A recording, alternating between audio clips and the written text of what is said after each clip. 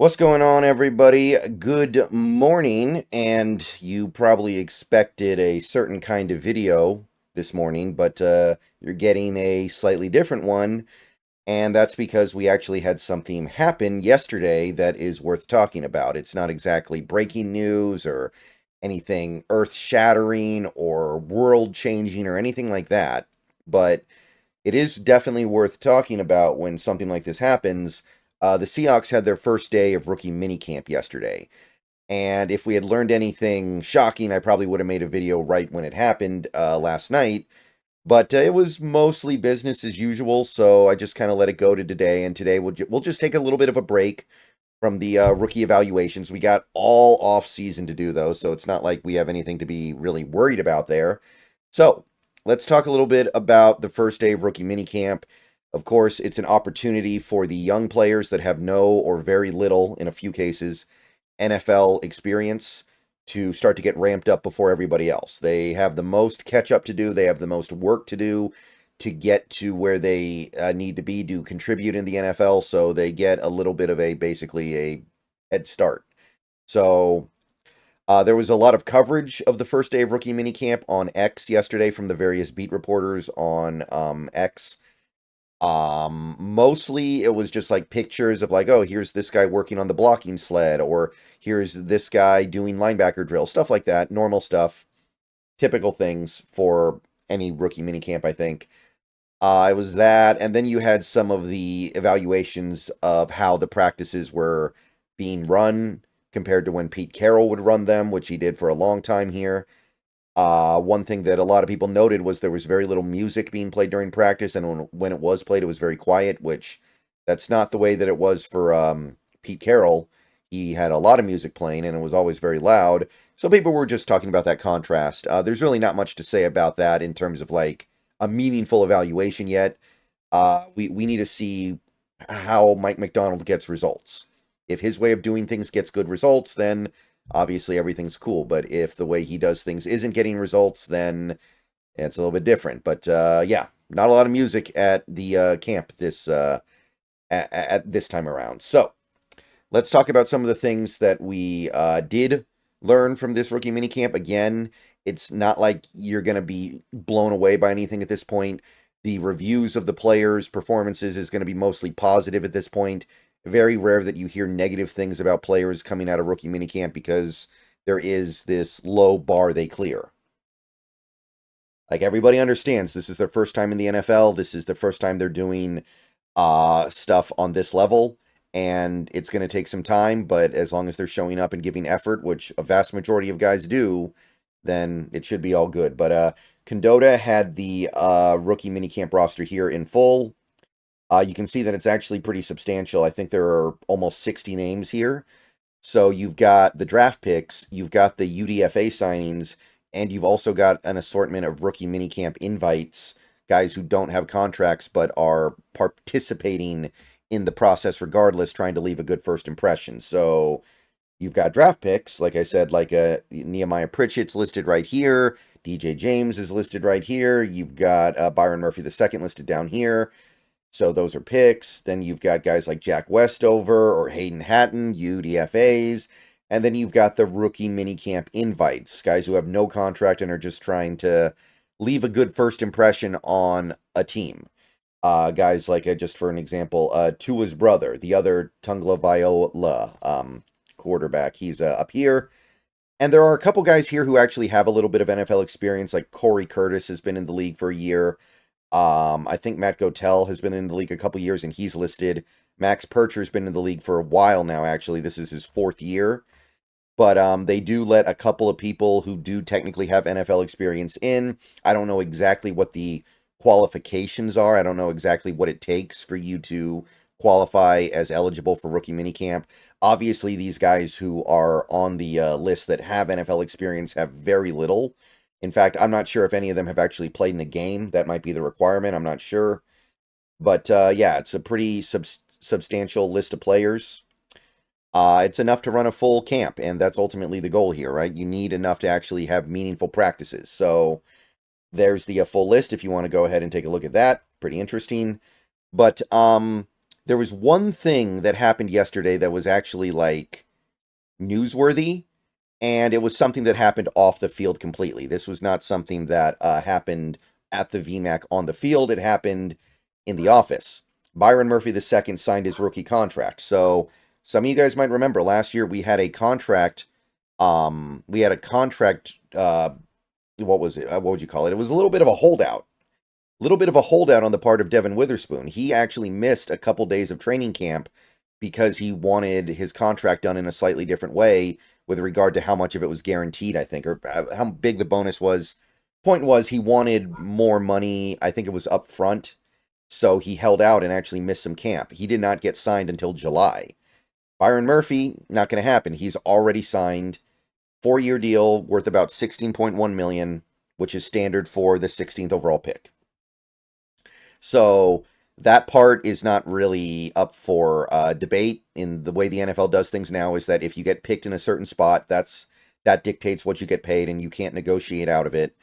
The only thing that is negotiable would be the like I said, the bonus and exactly how the money gets paid out and when it gets paid out. But in this case, as you can see, they came to a quick agreement. There's a team option for 2028, as there always is for a first-round pick. But Byron Murphy going to be no contract drama, and that's good because contract drama for rookies in the modern NFL is very rare. And Witherspoon creating a little bit of a problem last year was considered to be a pretty worrisome sign about him. So I'm glad we don't have to deal with that this year. But Murphy is signed. One other thing that we learned yesterday, A.J. Barner. A.J. Barner did not practice.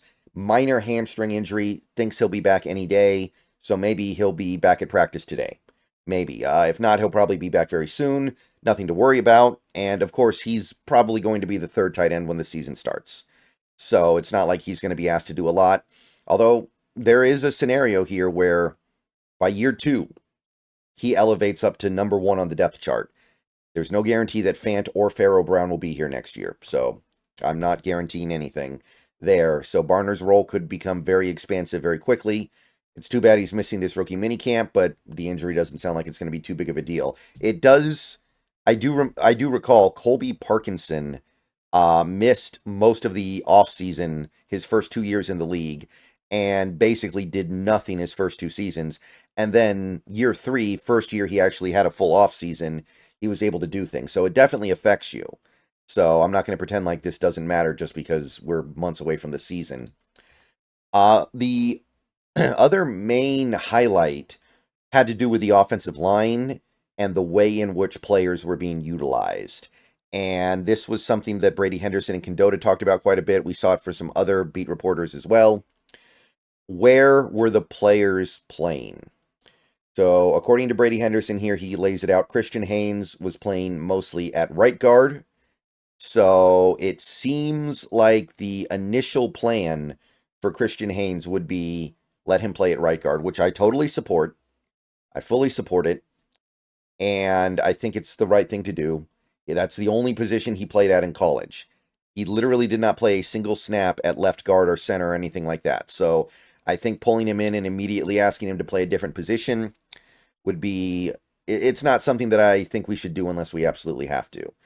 Condota tweeted earlier yesterday that Haynes was playing left guard, but it was a typo. He came out later and said, yeah, I messed that up. He was playing at right guard.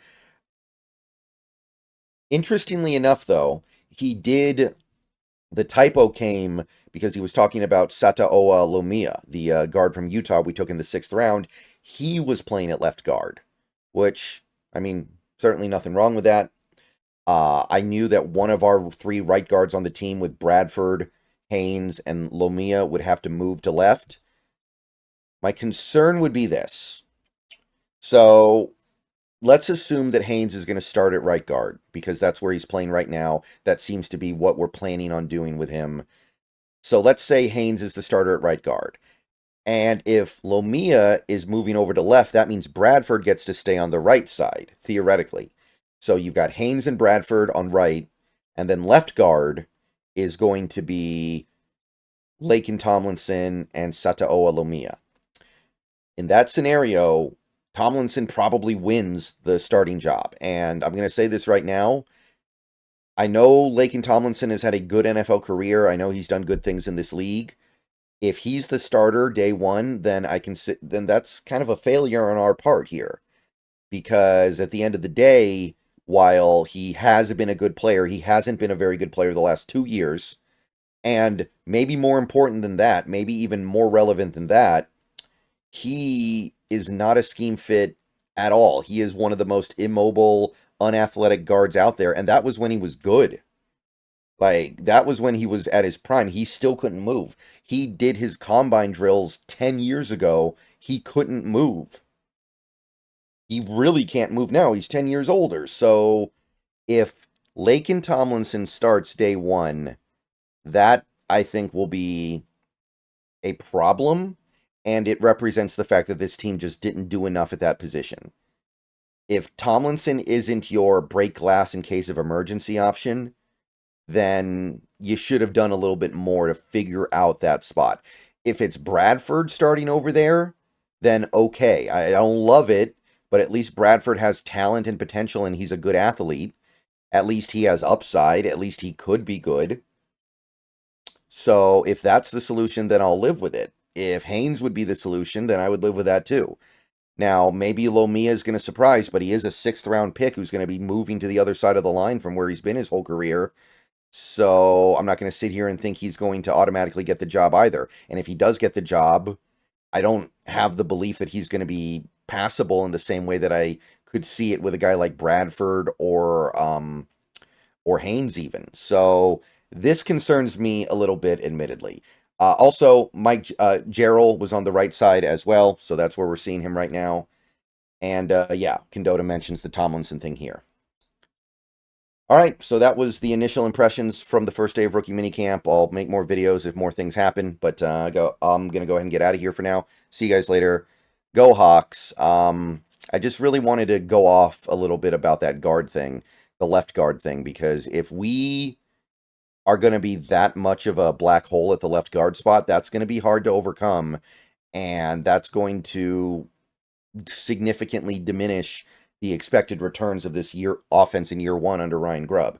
And there's a lot of good stuff on this offense that will get partially wasted if we do not shore up that spot somewhat effectively. Because as much as Damian Lewis wasn't a very good left guard last year, he wasn't a terrible one.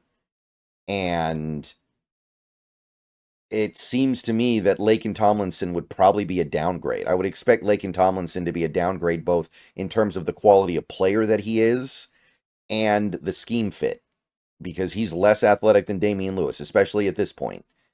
So maybe Lomia can surprise us and actually take that starting job. I would love that, but that's something I'm going to be monitoring closely. And if we get to the season and Tomlinson's the guy, I'm not going to be too happy about it. But plenty of time between now and then. See you guys later.